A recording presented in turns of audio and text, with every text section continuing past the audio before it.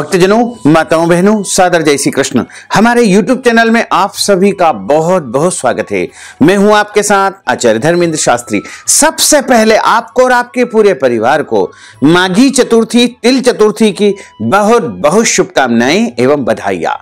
भगवान श्री गणेश जी तथा रिद्धि सिद्धि का भरपूर आशीर्वाद आप सभी के जीवन पर सदैव बना रहे। आप सभी सुखी रहें, स्वस्थ रहें, व्यस्त रहें और मस्त रहें, निरंतर उन्नति तथा प्रगति को प्राप्त करते रहें।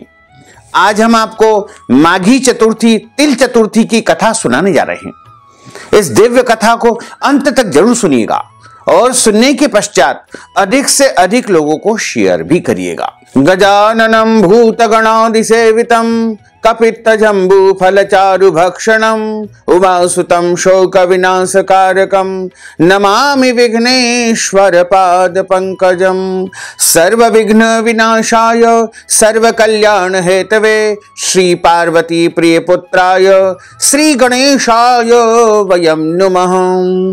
विघ्नेश्वराय वरदाय सुरप्रियाय लंबोदराय सकलाय जगद्धिताय नागाननाय श्रुति यज्ञ विभूषिताय गौरी सुताय गणनाथ नमो नमस्ते। भक्तार्तिनाशन पराय गणेश्वराय सर्वेश्वराय सुखदाय सुरेश्वराय विद्याधराय विकटाय च वामनाय भक्त प्रसन्न वरदाय नमो नमस्ते। नमस्ते ब्रह्म रूपाय विष्णु रूपाय ते नमः। नमस्ते रुद्ररूपाय करिरूपाय ते नमः। विश्वरूप स्वरूपाय नमस्ते ब्रह्मचारिणे भक्त प्रियाय देवाय नमस्तुभ्यं विनायक लंबोदर नमस्तुभ्यं सततं मोदक प्रिय निर्विघ्नं कुरु मे देव सर्वकार्येषु सर्वदा। वक्रतुंड महाकाय सूर्यकोटि समप्रभ निर्विघ्नं कुरु मे देव सर्वकार्येषु सर्वदा। सुमुखश्चैकदन्तश्च कपिलो गजकर्णकः लंबोदरश्च विकटो विघ्नाशो विनायकः। धूम्रकेतुर्गणाध्यक्षो भालचंद्रो गजाननः। द्वादशैतानि नामानि यः पठेत् शृणुयादपि। विद्यारम्भे विवाहे च प्रवेशे निर्गमे तथा संग्रामे संकटेश्चैव विघ्नस्तस्य न जायते। शुक्लांबरधरं देवं शशिवर्णं चतुर्भुजं प्रसन्नवदनं ध्यायेत् सर्वविघ्नोपशान्तये। अपिप्सितार्थ सिद्ध्यर्थं पूजितो यः सुरासुरे सर्वविघ्न हरस्तस्मै गणाधिपतये नमः। बोलिए गजानंद गणपति भगवान की जय। माघ माह के कृष्ण पक्ष की चतुर्थी को संकष्टी चतुर्थी, सकट चौथ कहा जाता है, जो कि इस बार 10 जनवरी 2023 मंगलवार को ही इसका व्रत रखा जाएगा। इस दिन खास तौर पर भगवान श्री गणेश जी की पूजा की जाती है। गणेश जी को तिलकुट का प्रसाद चढ़ाया जाता है। उत्तर भारत के कई राज्यों में जैसे मध्य प्रदेश, उत्तर प्रदेश, दिल्ली आदि प्रमुख राज्यों में यह त्योहार बड़े ही धूमधाम से मनाया जाता है। हमारे परिवार की सुख शांति समृद्धि के लिए तथा विशेष करके संतान प्राप्ति के लिए, संतान की लंबी आयु के लिए एवं संतान की उन्नति तथा प्रगति के लिए संकष्टी चतुर्थी का व्रत किया जाता है। इस दिन सभी माताएं निर्जला व्रत रखती है, निराहार व्रत रखती है तथा शाम को गणेश जी की कथा एवं कहानी सुनकर के जब चंद्रोदय होगा तब चंद्रमा को अर्घ दे करके व्रत का पारणा करेगी, यानी व्रत खोलेगी। संकष्टी चतुर्थी या सकट चौथ का व्रत संतान की लंबी उम्र व खुशहाल जीवन के लिए रखा जाता है। साथ ही इस दिन विघ्नहर्ता, मंगलकर्ता भगवान श्री गणेश जी की विशेष पूजा अर्चना की जाती है। हमारे धर्म ग्रंथों और पुराणों में लिखा हुआ है कि सकट चौथ का व्रत व इस दिन लंबोदर की पूजा से जीवन के सारे कष्ट और संकट समाप्त हो जाते हैं और संतान की लंबी आयु होती है और सुखद जीवन का वरदान संतान को प्राप्त होता है। संकष्टी चतुर्थी को सकट चौथ या संकष्टी चतुर्थी, वक्रतुंड चतुर्थी, तिलकुटा चौथ के नाम से भी जाना जाता है तथा इसे माघी चतुर्थी के नाम से भी जाना जाता है। संकष्टी चतुर्थी का व्रत वैसे तो हर महीने में 2 बार होता है, लेकिन माघ माह में आने वाली चतुर्थी, संकष्टी चतुर्थी, जो कि विशेष महिमा मानी गई है। माघ माह के कृष्ण पक्ष की चतुर्थी का विशेष महत्व है। इसे संकष्टी चतुर्थी या सकट चौथ के नाम से जाना जाता है, जो कि इस बार 10 जनवरी 2023 मंगलवार को ही संकष्टी चतुर्थी का व्रत रखा जाएगा। धर्म ग्रंथों तथा हमारे पुराणों के अनुसार सकट चौथ का व्रत रखने से बच्चे दीर्घायु वाले होते हैं। साल की इस चतुर्थी को संतान की लंबी आयु के लिए रखा जाता है। इस व्रत को वक्रतुंडी चतुर्थी, माही चौथ और तिलकुटा चौथ के नाम से भी जाना जाता है। सकट चौथ के दिन चंद्रोदय का इस बार समय 10 जनवरी 2023 मंगलवार की रात को 9 बजे होगा और चतुर्थी का जो तिथि का आरंभ होगा वह 10 जनवरी 2023 मंगलवार को दोपहर 12:09 से चतुर्थी तिथि आरंभ हो जाएगी, जो कि 11 जनवरी 2023 को दोपहर 2:31 पर चतुर्थी तिथि समाप्त हो जाएगी। चतुर्थी तिथि जिस दिन चंद्रोदय व्यापिनी होती है उसी दिन चतुर्थी का व्रत रखा जाता है। इसलिए इस बार संकष्टी चतुर्थी का व्रत 10 जनवरी 2023 मंगलवार के दिन ही रखा जाएगा। संकष्टी चतुर्थी के दिन सुबह स्नान करके ध्यान करके भगवान श्री गणेश जी का पूजन करें। इसके बाद सूर्यास्त के बाद स्नान करके स्वच्छ व पवित्र वस्त्र शाम के समय धारण करें। गणेश जी की मूर्ति के पास एक कलश में जल भर करके रखें। उस पर आम का पत्ता और नारियल भी रखें। धूप दीप नैवेद्य, तिल और तिल से बने पदार्थ, लड्डू, शकरकंद, अमरूद और गुड़ तथा घी भगवान श्री गणेश जी को अर्पित किया जाता है। इस दिन तिलकुट बनाया जाता है। पूजन के पश्चात तिल से बनाए हुए पदार्थों को इस दिन भगवान गणेश जी को भोग लगा करके सभी पारिवारिक सदस्य इसको प्रसाद के रूप में ग्रहण करते हैं।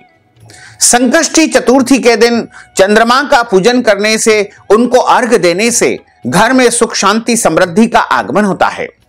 सकट पूजा के बाद शाम को जब चंद्रमा का उदय हो जाएगा तब चंद्रमा को अर्घ देने के बाद ही व्रत का पारणा किया जाता है, यानी व्रत को तोड़ा जाता है। जब चंद्रमा को अर्घ दिया जाता है तो उस पात्र में दूध जल के अलावा शहद, रोली, चंदन और रोली मिश्रित दूध रख करके चंद्रमा को अर्घ प्रदान करना चाहिए।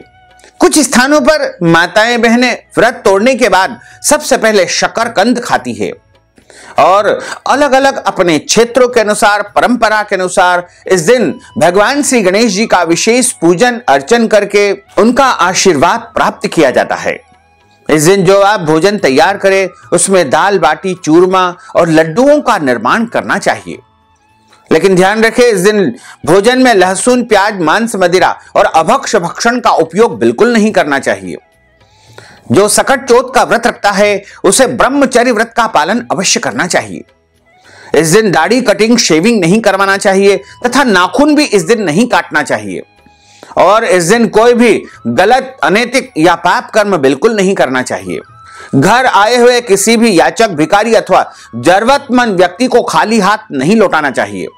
घर के बड़े बुजुर्ग, सास ससुर, माता पिता और गुरुजनों का, साधु संतों का और देवी देवताओं का अनादर तथा अपमान नहीं करना चाहिए। पूरे नियम के साथ में संकष्टी चतुर्थी का व्रत आपको रखना चाहिए। और जो भक्तजन, माताएं बहनें संकष्टी चतुर्थी का व्रत रखते हैं उनको कथा का श्रवण अवश्य करना चाहिए। कथा हमेशा किसी ब्राह्मण के मुख से ही सुनना चाहिए और कथा सुनने के बाद ब्राह्मण को यथाशक्ति दक्षिणा दान, अन्नदान, वस्त्र दान, गौदान या जो भी आपका सामर्थ्य हो उसके अनुसार दान पुण्य अवश्य करना चाहिए।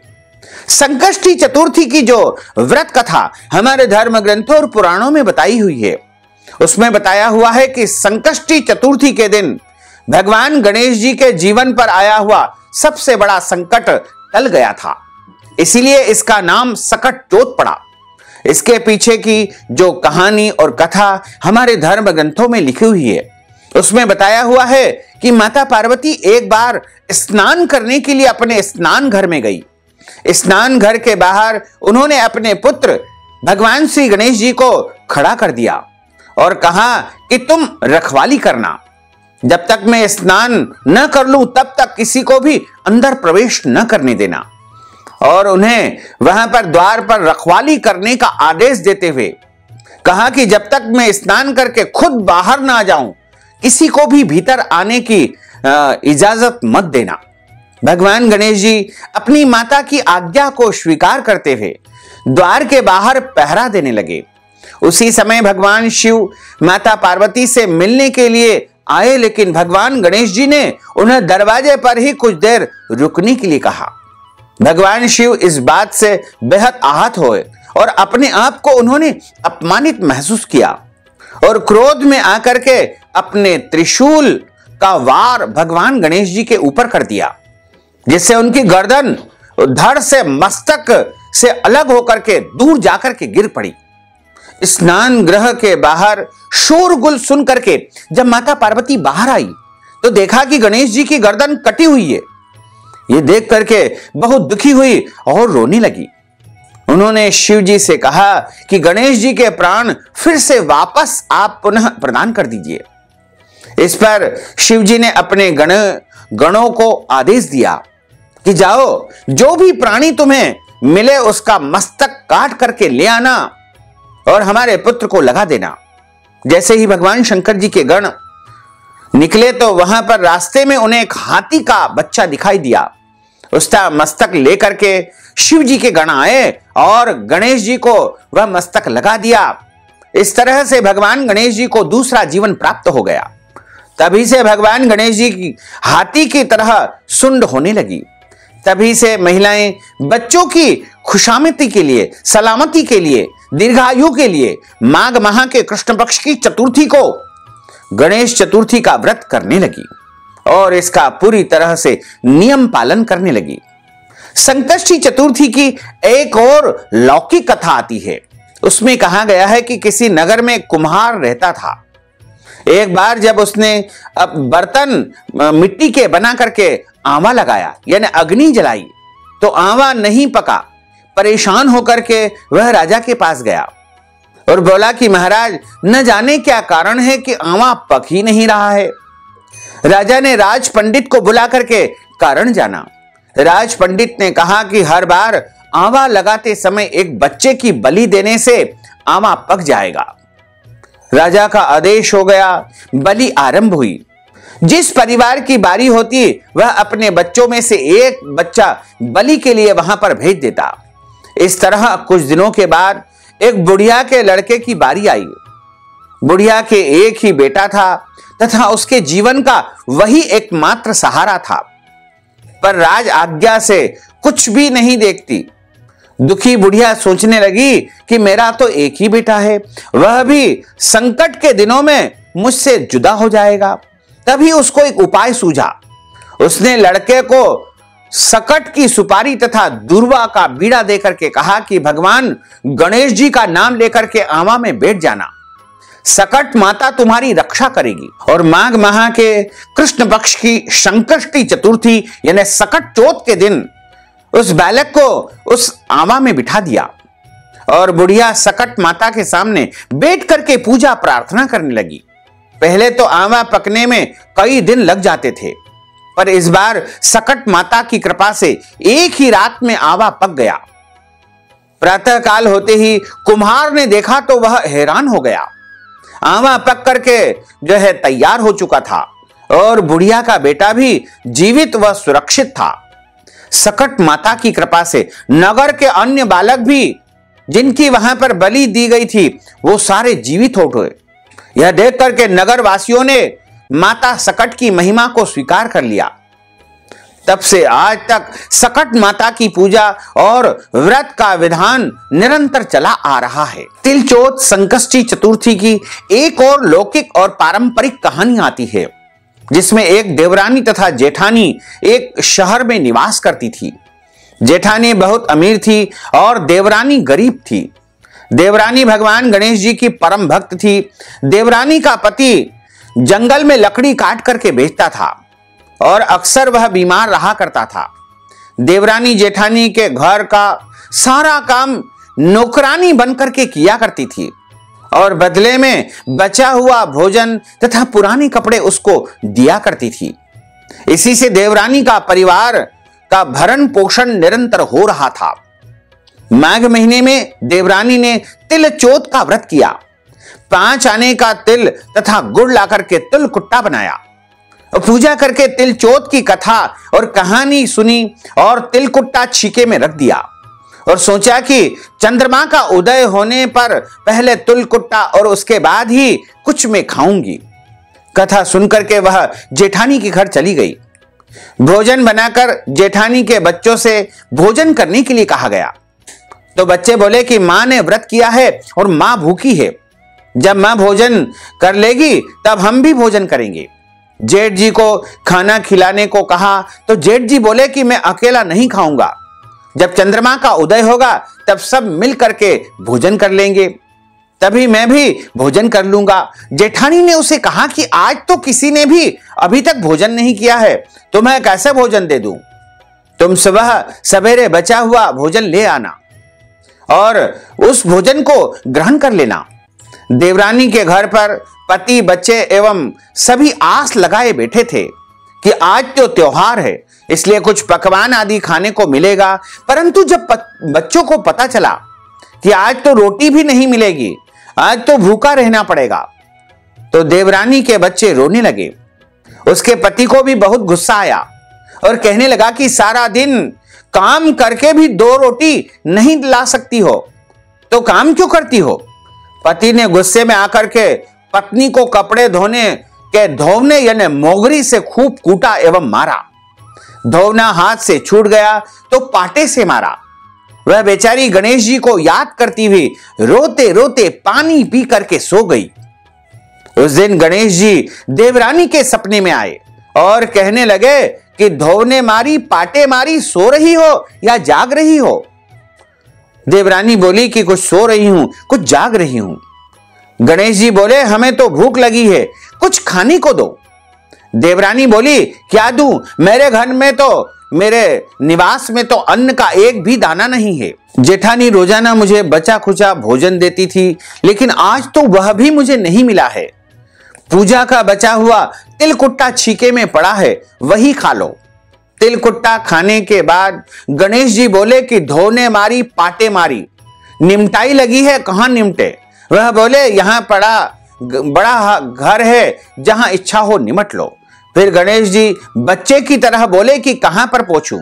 नींद में मग्न अब देवरानी को बहुत गुस्सा आया और कब से तंग किए जा रहे हो? सो बोली मेरे सिर पर पहुंचो। और कहां पहुंचोगे? सुबह जब देवरानी उठी तो यह देख करके हैरान रह गई कि पूरा घर हीरे मोती से जगमगा रहा था। सिर पर जहां विनायक जी पहुंचने गए थे, वहां पर हीरे के टीके व बिंदी जगमगा रहे थे। उस दिन देवरानी जेठानी के यहां काम करने नहीं गई। बड़ी देर तक रास्ता देखने के बाद जेठानी ने बच्चों को देवरानी को बुलाने भेजा। जेठानी ने सोचा कि कल भोजन नहीं दिया, इसलिए शायद देवरानी बुरा मान गई है। बच्चे बुलाने गए और बोले कि चाची चलो, मां ने बुलाया है, सारा काम पड़ा हुआ है। देवरानी ने जवाब दिया कि अब उसकी जरूरत नहीं है। मेरे घर में भगवान गणेश जी की कृपा से, उनके आशीर्वाद से सब कुछ मुझे प्राप्त हो गया है और अब मुझे किसी के घर जाकर के काम करने की, नौकरी करने की बिल्कुल भी आवश्यकता नहीं है। बच्चों ने जाकर के अपनी मां को बताया कि चाची का पूरा घर हीरे मोतियों से जगमगा रहा है। जेठानी दौड़ती हुई देवरानी के घर आई और पूछा कि यह सब कैसे हुआ है। देवरानी ने उसके साथ जो जो भी घटित हुआ सब कुछ शब्दशः उसको सुना दिया। घर लौट करके जेठानी अपने पति से कहने लगी कि आप मुझे धोने और पाटे से मारो। उसका पति बोला कि भली मानस, मैंने कभी तुम पर हाथ भी नहीं उठाया है, मैं तुम्हें धोने और पाटे से कैसे मार सकता हूं? वह नहीं मानी और बहुत जिद करने लगी। मजबूरन पति को उसे मारना पड़ा। उसने ढेर सारा घी डाल करके चूरमा बनाया और छीके में रख करके वह सो गई। रात को चौथ विनायक जी पहले सपने में आए और कहने लगे कि भूख लगी है, क्या खाऊं? जेठानी ने कहा कि गणेश जी महाराज, मेरी देवरानी के यहां तो आपने सूखा तिल कुट्टा ही खाया था, मैंने तो झरते घी का चूरमा आपके लिए बना करके छीके में रखा है, फल और मेवे भी रखे हैं, मेवा मिष्ठान और बहुत सारे पदार्थ मेरे यहां रखे हैं, जो आप चाहो वह खा लीजिए। बाल स्वरूप गणेश जी बोले कि अब निमटे कहां? जेठानी बोली, उसके यहां तो टूटी फूटी झोपड़ी थी, मेरे यहां तो कंचन का महल है, जहां चाहो निपट लो। फिर गणेश जी ने पूछा कि अब पोछू कहां? जेठानी बोली, मेरे ललाट पर बड़ी सी बिंदी लगा करके पोछ लो। धन की भूखी जेठानी सुबह बहुत जल्दी उठ गई, सोचा घर हीरे जवाहरात से भर चुका होगा, पर देखा तो पूरे घर में गंदगी फैली हुई थी, तेज बदबू आ रही थी, उसके सर पर भी बहुत सी गंदगी लगी हुई थी। उसने कहा, हे गणेश जी महाराज, यह आपने क्या कर दिया? आपने देवरानी को बहुत सारा धन ऐश्वर्य प्रदान किया और मुझसे रूठे हो और देवरानी पर टूटे हो। जेठानी ने घर की सफाई करने की बहुत कोशिश की, परंतु गंदगी और ज्यादा फैलती जा रही थी। जेठानी के पति को मालूम पड़ा तो उसको बहुत गुस्सा आया और बोला कि तेरे पास इतना सब कुछ धन वैभव है, फिर भी तेरा मन नहीं भरा। परेशान होकर के चौथ के गणेश जी की मदद से वह विनती करने लगी। गणेश जी ने कहा कि देवरानी से जलन के कारण तूने जो कुछ भी किया है, यह उसी का परिणाम तुझे मिला हुआ है। अब तू अपने धन में से आधा उसको दे दे, तभी यह गंदगी तेरी साफ होगी। उसने आधा धन बांट दिया, किंतु मोहरों की एक हांडी चूल्हे के नीचे उसने गाड़ दी। उसने सोचा कि किसी को पता नहीं चलेगा और उसने उस धन को नहीं बांटा। उसने कहा कि हे श्री गणेश जी, अब तो अपना यह बिखराव या गंदगी को समेट लो। वे बोले, पहले चूल्हे के नीचे गाड़ी हुई मोहरों की हांडी सही ताक में रख दो, सुई की भी, जो सुई भी तुम्हारे यहां है उसका भी हिस्सा कर दो। इस प्रकार श्री गणेश जी ने बाल रूप में आकर के सुई जैसी छोटी छोटी चीजों का भी बंटवारा स्वयं करवा दिया और अपनी माया को समेट लिया। हे प्रभु, हे परमात्मा, हे गणेश जी महाराज, जैसी आपने देवरानी के ऊपर कृपा की है, सब पर ऐसी ही कृपा करना। कहानी और कथा सुनने वाले, सब हुंकारा भरने वाले, सब पर अपनी कृपा दृष्टि सदैव बना रखना। किंतु जेठानी को जैसी सजा आपने दी है, वैसी किसी को भी मत देना। बोलिए श्री गणेश जी महाराज की जय। चौथ माता की जय। सकट माता की जय। अच्युतम केशवम राम नारायणम कृष्ण दामोदरम वासुदेवम हरे। श्रीधरम माधवम गोपिका वल्लभम श्री जानकी नायकम श्री रामचंद्रम भजे। जानकी मनोहरम सर्वलोक नायकम श्री शंकरादि सेवितम पुण्य नाम कीर्तनम श्री राम राम राम राम राम नाम तायकम। राम कृष्ण वासुदेवा भक्ति मुक्तिदायकम। राम कृष्ण वासुदेवा भक्ति मुक्तिदायकम। राम कृष्ण वासुदेवा भक्ति मुक्तिदायकम। राम कृष्ण वासुदेवा भक्ति मुक्तिदायकम। बोलिए गजानंद गणपति भगवान की जय। भक्तजनों, माताओं बहनों, अगर आप संकष्टी चतुर्थी के निमित्त कथा की दक्षिणा प्रदान करना चाहते हैं, अन्नदान, वस्त्रदान या ब्राह्मण भोजन करवाना चाहते हैं, या फिर संकष्टी चतुर्थी के निमित्त, तिल चौथ के निमित्त तिल का दान करना चाहते हैं, गुड़ का दान करना चाहते हैं, या कोई भी दान पुण्य यदि आप करना चाहते हैं, तो हमारे पेटीएम के माध्यम से, गूगल पे के माध्यम से अथवा फोन पे एवं व्हाट्सएप पेमेंट के माध्यम से नगद राशि पहुंचा करके अपना नाम तथा गोत्र हमें व्हाट्सएप के माध्यम से भेज करके संकष्टी चतुर्थी का संपूर्ण पुण्य लाभ प्राप्त कर सकते हैं। साथ ही आपसे अनुरोध है कि हमारे इस ज्ञानवर्धक वीडियो को अधिक से अधिक लोगों को शेयर करिएगा, लाइक करिएगा, कमेंट करिएगा, और यदि अभी तक आपने सब्सक्राइब नहीं किया है तो अभी और इसी समय सब्सक्राइब अवश्य कर लीजिए। आपको और आपके पूरे परिवार को सादर जय श्री कृष्ण, सादर धन्यवाद।